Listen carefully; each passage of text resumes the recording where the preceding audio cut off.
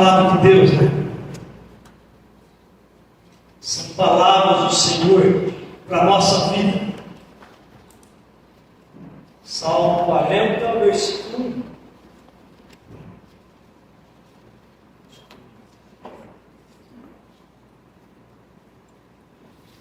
Lembrando que quarta-feira às 20 horas tem encontro de oração, né?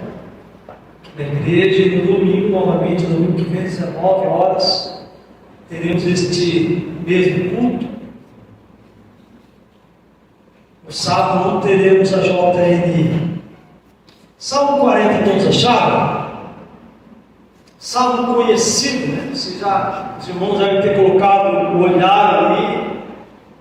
E já disseram, esse salmo eu conheço. Salmo 40 diz: esperei confiantemente pelo Senhor, e Ele se inclinou para mim e me ouviu quando clamei por socorro. Tirou-me de um poço de perdição, num tremendal de lama, colocou meus pés sobre uma rocha e me firmou os passos. E me pôs nos lábios um novo cântico, um hino de louvor ao nosso Deus. Muitos verão essas coisas, temerão, e pelo que aconteceu comigo, confiarão no Senhor. Bem-aventurado o homem que põe no Senhor a sua confiança e não pende para os arrogantes, nem para os afeiçoados à mentira. São muitas, Senhor Deus meu, as maravilhas que tens operado, e também os teus desígnios para conosco.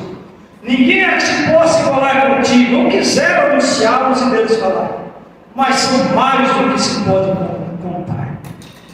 Sacrifícios, ofertas eu quisesses, abristes os meus ouvidos. Holocaustos e ofertas pelo pecado não requeres. Então eu disse: eis aqui estou, no rolo do livro está escrito a meu espírito. Agrada-me fazer a tua vontade, ó Deus meu. Dentro do meu coração está a tua lei. Lá no verso de número 17: eu sou pobre e necessitado, porém o Senhor cuida de mim. Tu és o meu amparo, meu libertador. Não te detenhas, ó Deus meu. Amém. Senhor, nós colocamos diante de Ti a nossa necessidade, e a maior delas é aprender ainda mais a Te conhecer, ainda mais aprender a Te servir, a Te buscar, ainda mais depender de Ti. Senhor, purifica também a nossa vontade, a nossa volição, o nosso desejo.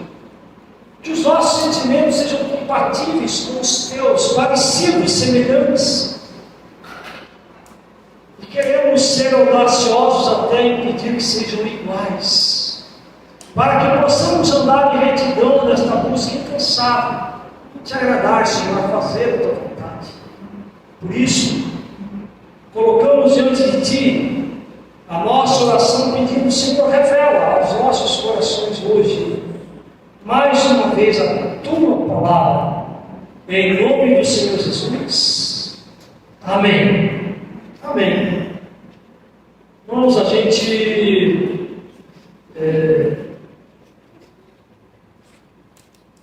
por incrível que pareça, para receber de Deus, a gente não precisa fazer sacrifício.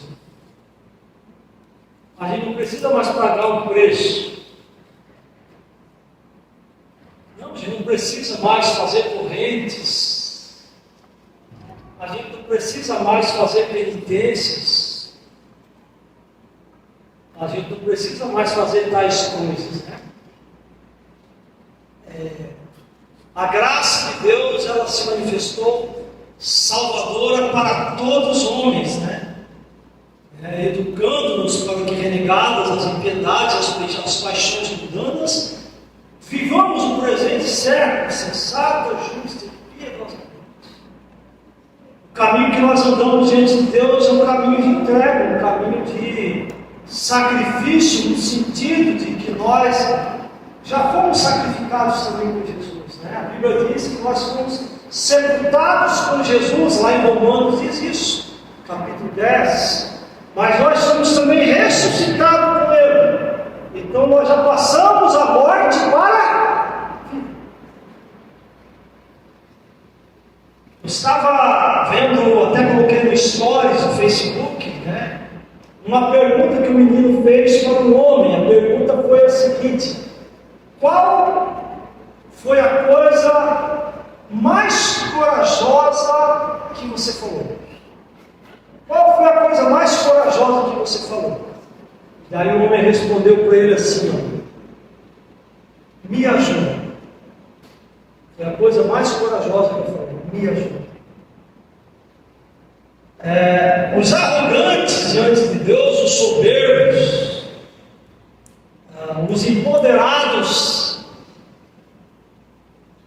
aqueles que têm uma resistência a se inclinar ao povo de Deus, tinha essa característica.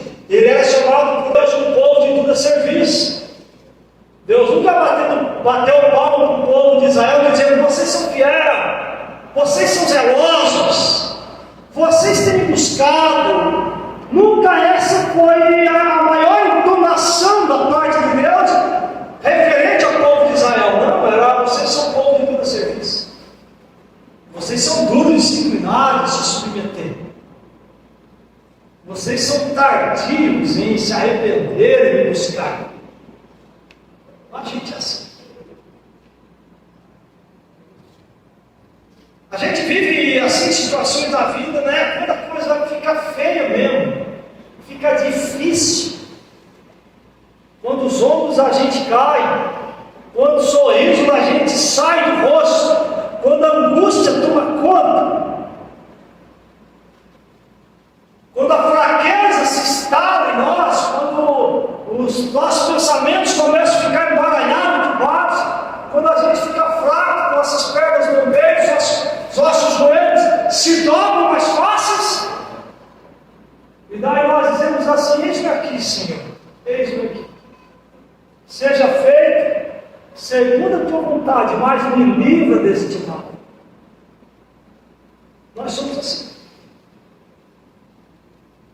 Paulo, o apóstolo, quando ele foi na direção de Samaria em busca de perseguir alguns cristãos, ele ainda não era, e quando ele se depara com aquela visão famosa, a Bíblia diz que ele cai, ele já se levantou, dizendo: quem és tu, Senhor? Ficou cego,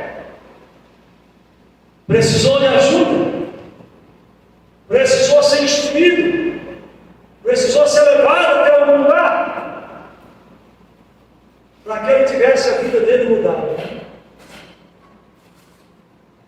Às vezes a nossa vida é assim diante de Deus, porque enquanto a gente está de pé, a gente não caminha na direção de Deus.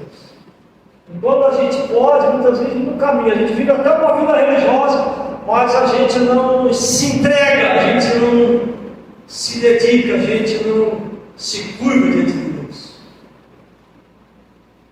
Primeira palavra para nós hoje é confiar em Deus.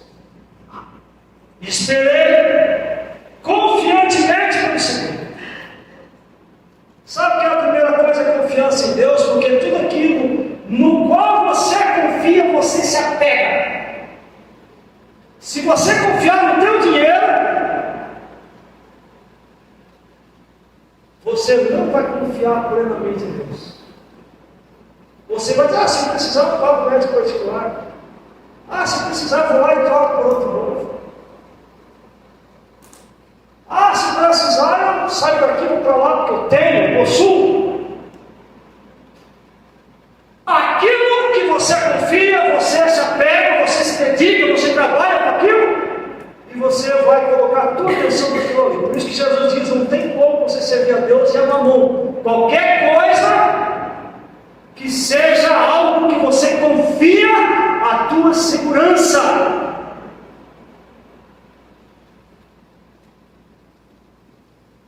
Então a primeira lição é confiança em Deus.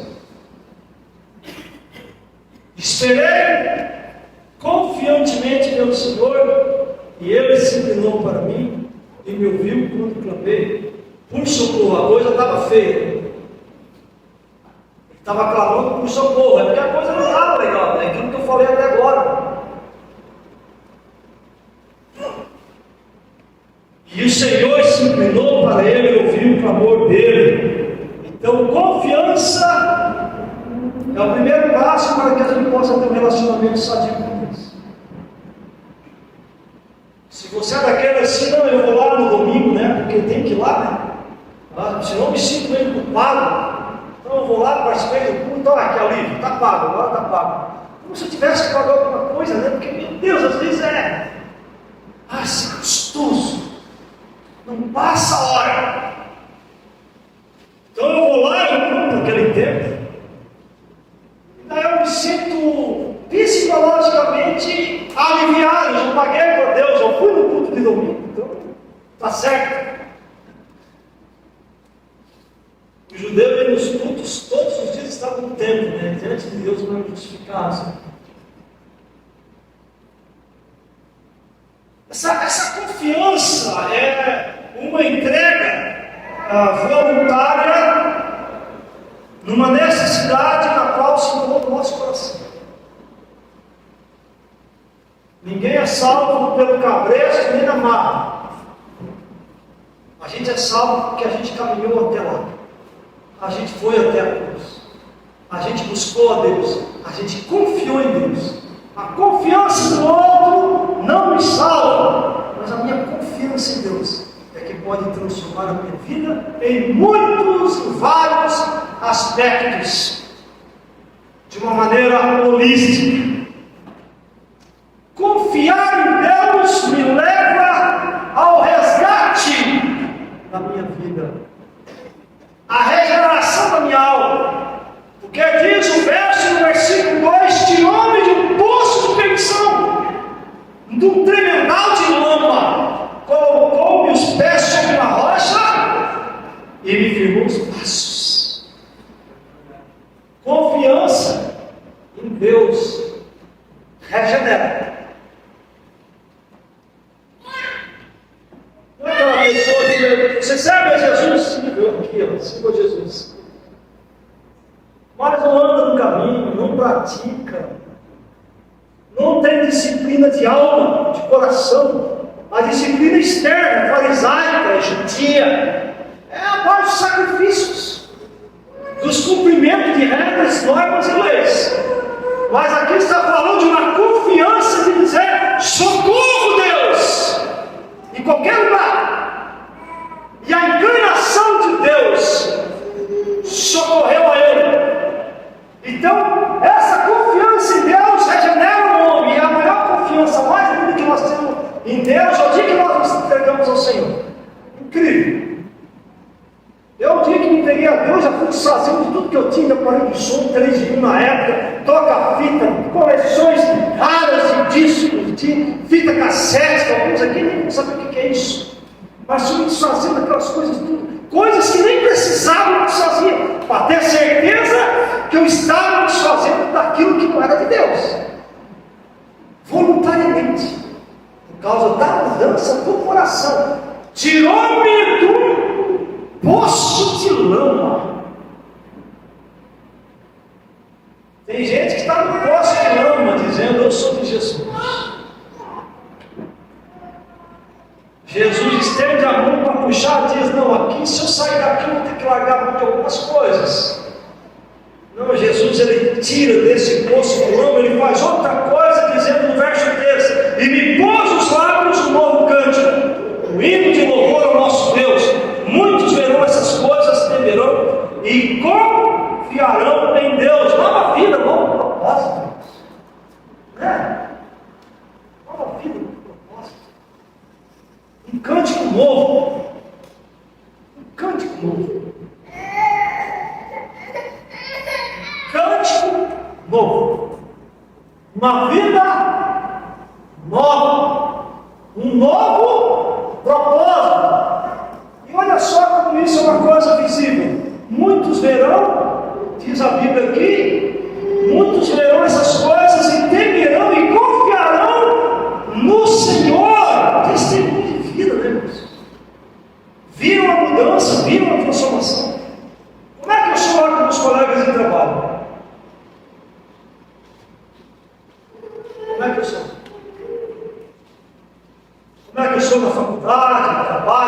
sou? O meu proceder, as minhas atitudes, eu estou limpo da lama, eu fui retirado, eu fui regenerado? Como é que eu estou?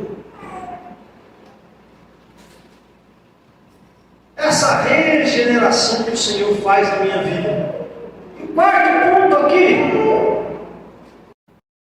diz: bem-aventurado o homem que põe no Senhor a sua confiança e não pede para os arrogantes, nem para os abençoados da mentira. São muitas, Senhor Deus, boas maravilhas que temos operado e também os teus desígnios para conosco. Ninguém há que se possa igualar contigo. Eu quisera anunciá-los e devo falar, mas são mais do que se pode contar.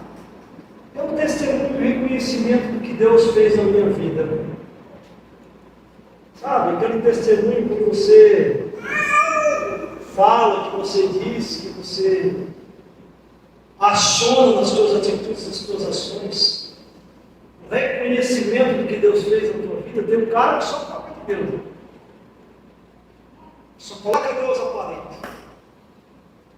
Só diz que Deus tem que dar isso, dar aquilo, que no outro. Não há o reconhecimento. E tudo dá graças.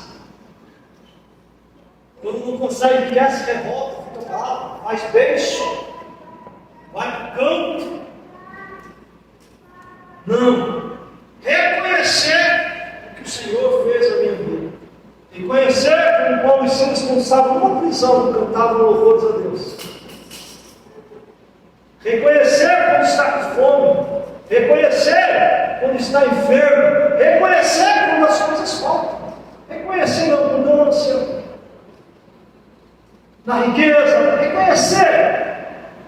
Dá graças a Deus. Esse reconhecimento o salmista teve a partir do momento que ele viu a vida dele sendo contagiada pela vida de Deus. No versículo 6, sacrifícios e ofertas o quisestes. Irmãos, esse texto do Salmos é do Antigo Testamento. A gente sabe que o Antigo Testamento ele é evolutivo, ele é progressivo. Se você pegar 10 lá do livro de Números, lá do livro de Josué, o Pentateuco que você viu lendo os profetas, os profetas, os salmos, os provérbios, você vai ver que houve um aperfeiçoamento da consciência do ser humano em relação a Deus. Então ele está dizendo uma época que se oferecia sacrifícios, holocaustos, ofertas, matava-se carneiro, boi, touros, pombinhas. Ele entendeu aqui que não era isso que Deus queria. O escritor aos Hebreus falou lá, já aqui no Novo Testamento, sobre essas coisas que foram abolidas. Mas aqui o salmista teve esse lampejo, lá no Antigo Testamento ainda, que ele não dependia de sacrifícios e ofertas. Deus não queria estas coisas, mas ele entendeu isso porque Deus abriu os ouvidos dele. Abristes os meus ouvidos. Deus abre os nossos ouvidos para entender. Presta atenção numa coisa, não é abrir os ouvidos para aquilo que eu estou falando para ti. Você pensa que Deus não está falando? Talvez não a mesma sílaba, a mesma letra, a mesma palavra que eu estou falando aqui para você. Ele está falando diferente do teu coração. Muito mais profundo do que aquilo que eu estou falando aqui. Agindo em setores da tua alma, da tua vida, da tua consciência, que eu não posso. Ele abre entendimento, normas, leis, aqueles holocaustos, aquelas coisas cerimoniais, aquelas coisas que prendiam o homem. Ele entendeu que não precisava mais. Lá no Antigo Testamento ainda houve esse lampejo, lá no Antigo Testamento ainda, na vida do salmista, que Deus não requeria mais tais coisas. Versículo 7, eis aqui estou, no rolo do livro está escrito a meu respeito. Ele começou a fazer parte da história de Deus. Na história de Deus, no rolo, no pergaminho, nas escrituras, é citado o nome dele. Você sabia que você entrou na história de Deus? Todo aquele que crê e for batizado será salvo. Você entrou na história de Deus. Deus começou essa história e você entrou na história. Você está escrito no livro da vida. Deus te escreveu no papel dele.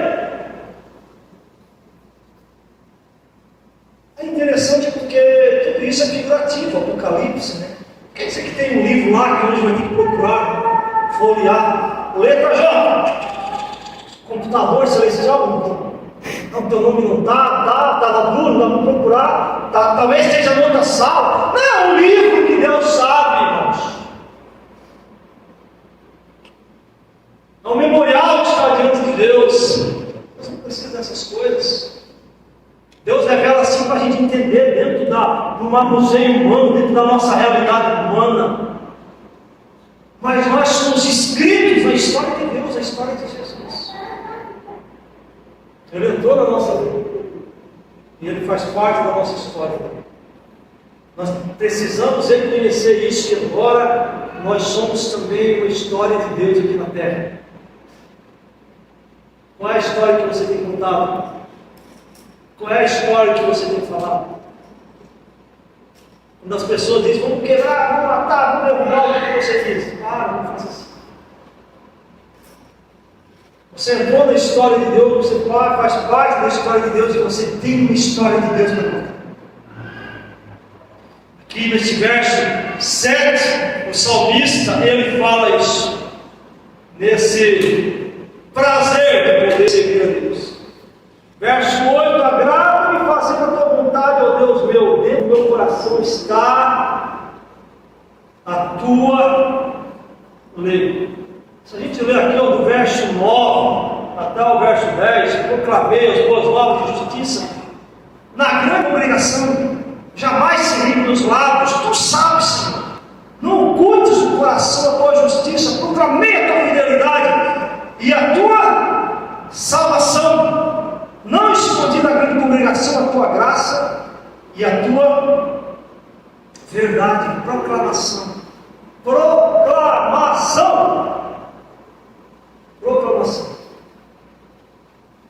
O livro de Provérbios, em outra palavra, ele diz que ele muito fala-se uma barra, né? Não são bem essas palavras, mas é mais ou menos assim nos nossos dias. Né? Eu vejo pessoas falando demais e se enrolando nas palavras e perdendo credibilidade.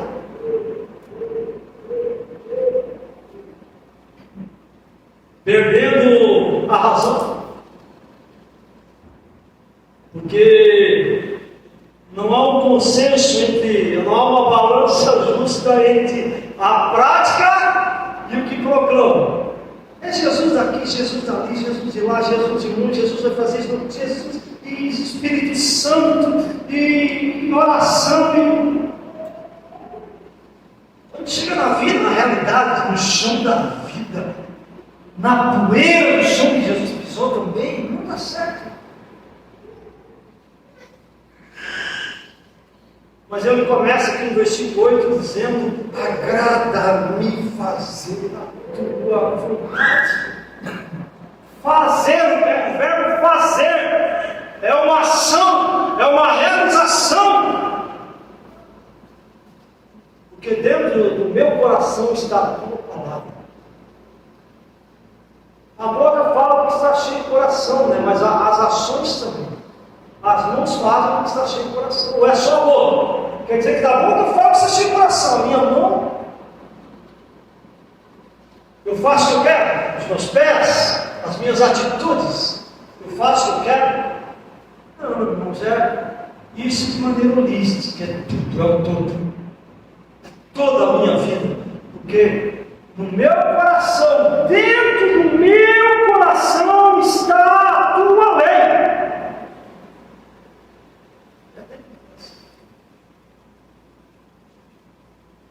Às vezes existem saber pronunciar textos bíblicos, né? Salmos, decores, mas consegue vivenciar isso de uma maneira tão real, tão clara, tão cheia de luz e amor, que pacifica o ambiente onde vive. Porque é no coração que ele guarda a palavra de Deus e agrada-me fazer a tua vontade. Não é aquela coisa assim, meu Deus, eu tenho que fazer mesmo aquilo. Eu tenho que realizar mesmo, eu tenho que ir lá. Sabe aquela coisa pesada assim, de gente religiosa? Quando eu era, anos atrás, antes de eu me casar, me converti, eu acho que 1 ano depois de casar, a gente tinha a religião que eu participava, então, meu Deus do céu, vamos fazer uma procissão, era 3, 4 quilômetros. Tinha que caminhar, tinha que tirar aquele dia para caminhar, os pais diziam, tem que ir, não vai continuar, tinha que ir. E daí a gente caminhava, às vezes 3 quilômetros, 4, 5. Era aqueles rituais, aquelas coisas, que aquelas pessoas que praticavam naquela época. E ali a gente participava daquilo. Mas assim, a gente era adolescente, às vezes ia se arrastando aquilo, participava das coisas religiosas, assim, forçado, dava, digamos assim, um certo alívio, tipo assim, você tem que se confessar. Então, vai ter a confissão, uma vez por ano.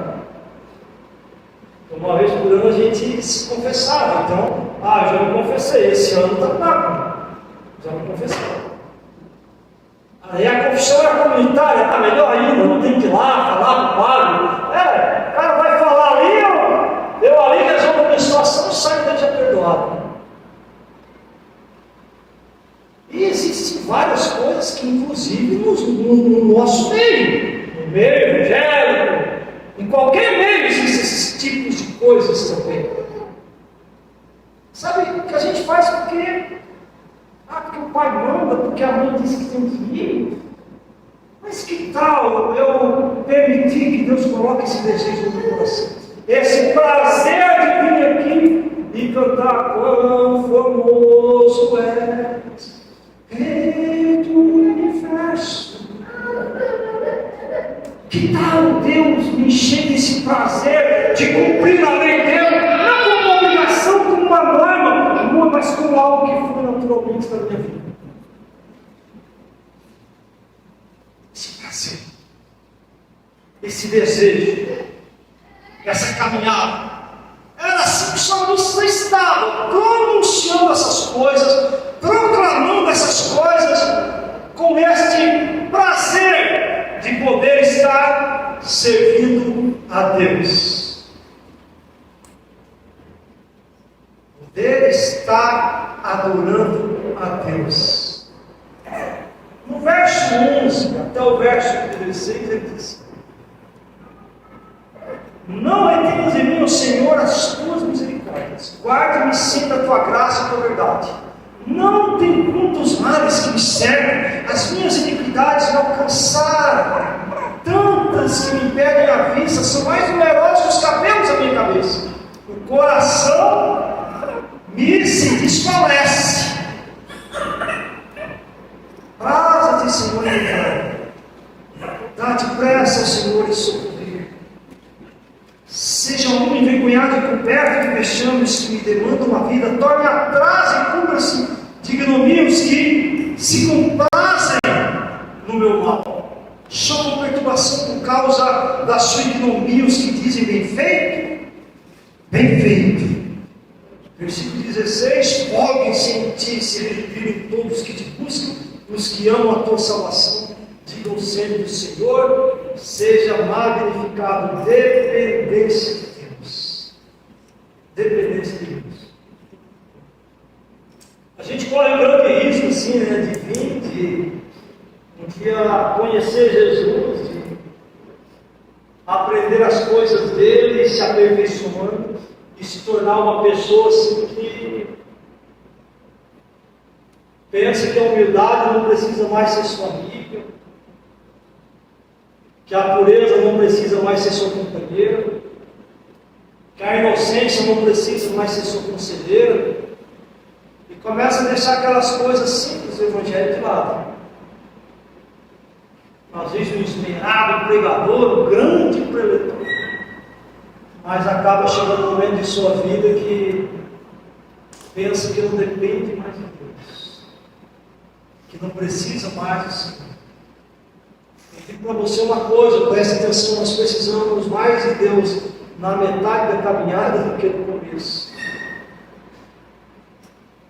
Porque no começo a gente abre aquele clamor, a gente se entrega, né? Há aquela mudança, onde envolve sentimento, emoção, êxtase, alegria, misturado com felicidade, regozijo, mas o tempo vai passar. Agora, eu sei que o mar vermelho se abriu, mas já não move mais as minhas condições emocionais. Eu sei que o maná caiu do céu, mas, poxa, eu estou tanto tempo nesse caminho que milagre já é uma coisa normal para mim. Eu vejo pão cair do céu todos os dias, então. Você sabia, né, que o milagre é só milagre quando ele é o sobrenatural, né? Quando vira rotina já não é mais milagre, você sabia disso? Quando a gente começa a conviver com certas coisas todo dia, a gente exclui o milagre. Por exemplo, por que eu estou em pé aqui? Não tem nenhum fio conectado em mim, nada. Né? Eu estou andando, estou vivendo, estou respirando, estou falando com vocês, estou tocando informações. Há uma força que me mantém aqui, que te mantém aqui. Isso é um milagre.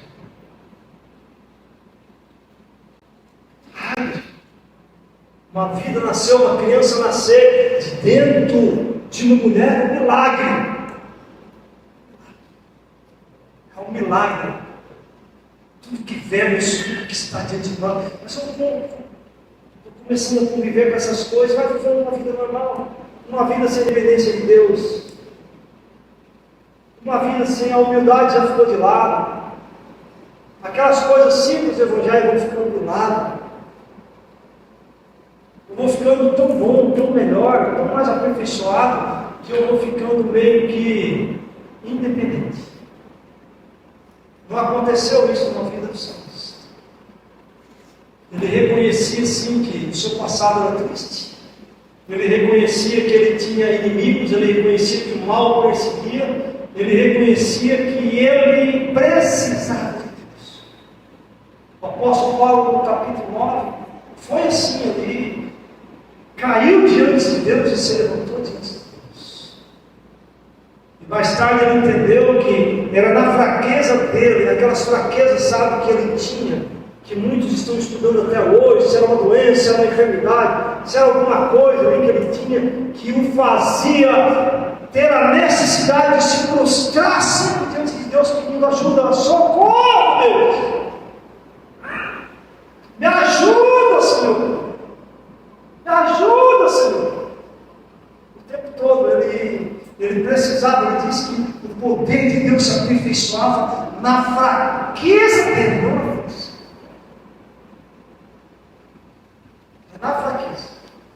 Todos os homens que se demonstraram fortes no momento da sua vida caíram, como Sansão, como Davi e como outros homens. Foi quando pensaram que não precisavam mais. E ele encerra então dizendo: eu sou pobre e necessitado, porém o Senhor cuida de mim. Peço meu amparo, meu libertador. Não te detenha, ó Deus. Talvez é o momento de a gente curvar o nosso coração, a nossa cabeça e dizer: Senhor, eu preciso de Ti.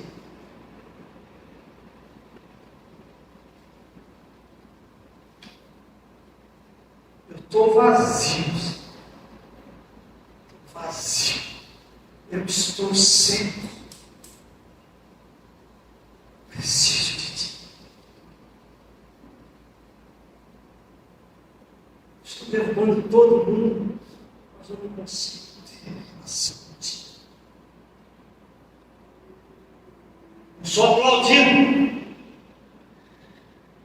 mas o Teu semblante está se desviando de mim, porque eu não tenho mais filho. Tenho corrido mais que todos. Mas eu não tenho mais conseguido te alcançar. Os meus pensamentos, Senhor, pensam rápido, calculam de maneira exata, mas diante de Ti eles estão turbados, estão confusos, estão obscuros. O rei Davi disse: Senhor, eu sou pobre e necessitado. Eu preciso de Ti, Senhor, não te detenhas, me ajuda, socorro. Eu preciso de Ti, Senhor, eu preciso de Ti. Aquela resposta que aquele moço deu para aquela criança, a coisa mais corajosa que eu disse foi: me ajuda.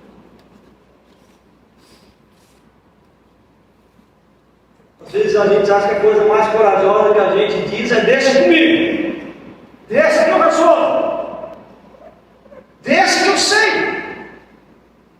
Eu já fiz isso em diversas vezes, é comigo mesmo. Às vezes a palavra mais corajosa é essa: eu preciso de ajuda. E é por não ter coragem de dizer isso, eu preciso de ajuda, me ajuda, eu sou pobre, necessitado, é que muitas pessoas têm se desviado por caminhos tortos, têm prejudicado a sexualidade, têm prejudicado os relacionamentos. Não, está tudo legal, está tudo bem, está ótimo, eu não preciso de nada, mãe, não preciso de nada, pai.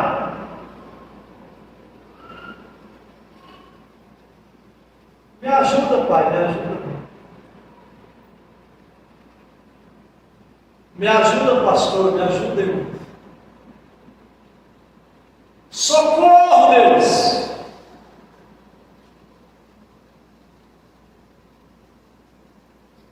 Às vezes Deus sabe que a gente precisa gritar e a gente não grita. Deus existe, eu sou soberano.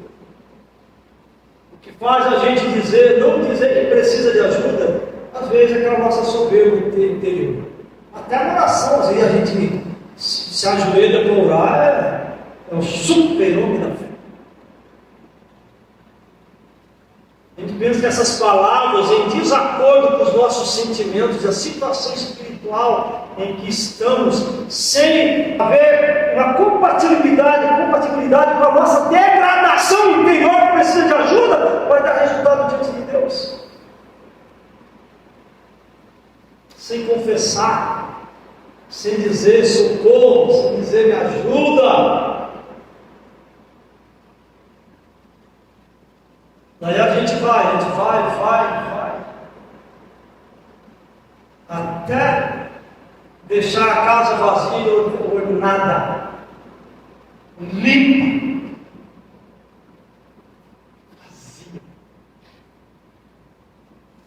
Daí muitas coisas, né? Entre aspas, a Bíblia diz que são demônios, que não se apoderam desse lugar.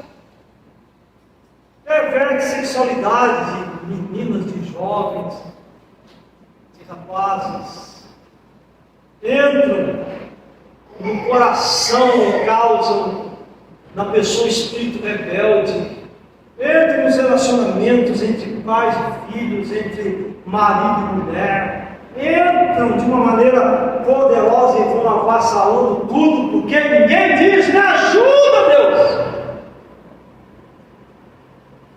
Quando foi que Deus respondeu com provisão para o povo de Israel? Quando foi? Não foi quando eles gritaram por socorro? Livro de Juízes, quantas vezes o povo pediu socorro para Deus? Só a hora que estava enterrado, só a hora que já tinha perdido, tinha morrido muita gente, o inimigo já tinha tirado muita coisa, daí gritavam para Deus: Deus me. Você vê o cara ali forte, robusto, filho normal, o cara está bem, o cara está no bolso, não fala que precisa, não diz me ajuda, eu estou com problema aqui nessa área da minha vida, me ajuda. Você tem coragem de fazer igual Davi, dizer eu sou pobre e necessitado? Você tem coragem de dizer socorro, Deus, socorro, meu irmão, socorro, meu irmão? Você tem coragem de fazer isso? Você é corajoso o suficiente para dizer me ajuda? Você é corajoso o suficiente para dizer eu não posso, eu não consigo. Você é suficientemente forte diante de Deus para prostrado dizer eu não consigo carregar mais sozinho, me ajuda, Deus. Você é forte o suficiente para isso? Eu não quero ver existir a vontade de Deus. Eu não quero ver existir a orientação de Deus. Eu quero realmente estar diante de Deus sempre prostrado, assim, dizendo me ajuda, Deus. Me ajuda naquilo que eu não posso fazer. Me ajuda naquilo que eu não consigo dizer.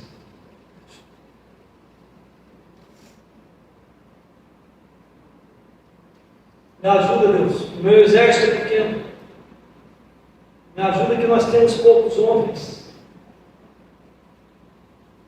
Me ajuda que a enfermidade é muito forte.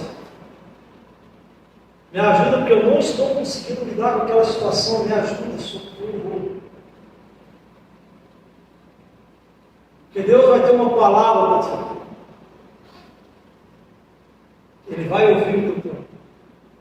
Ele vai ouvir a tua bênção. Ele vai ouvir. Tudo que quiseres, peça ao Pai no nome dele. Ele vai. Ele vai. Ele sabe. Então eu quero orar juntamente com você nesse sentido hoje, nesse propósito. A Bíblia diz que aquele que diz que não tem pecado é mentiroso. Já é um filho do diabo, já assim, já na explicação do texto bíblico. Todos nós temos nossas dificuldades, nossas fraquezas, todos nós temos.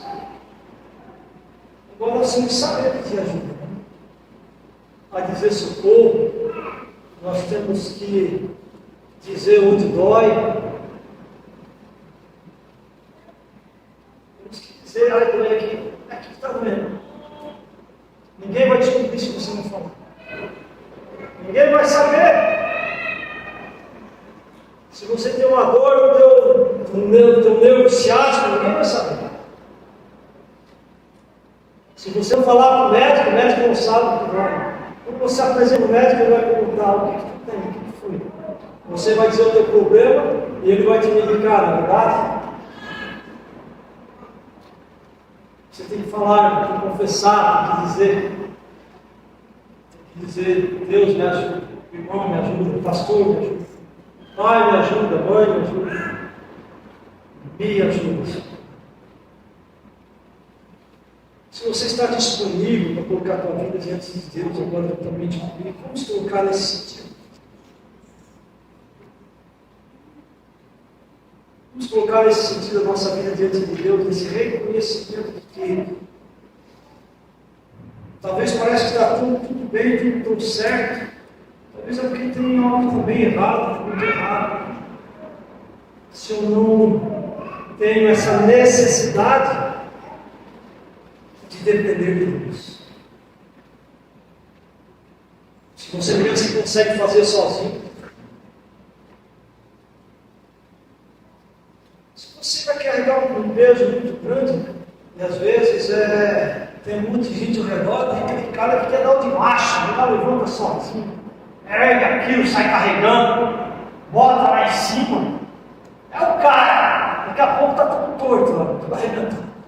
Tomar um jeito nas costas, nervo ciático fora do lugar, tem que se encostar no INSS.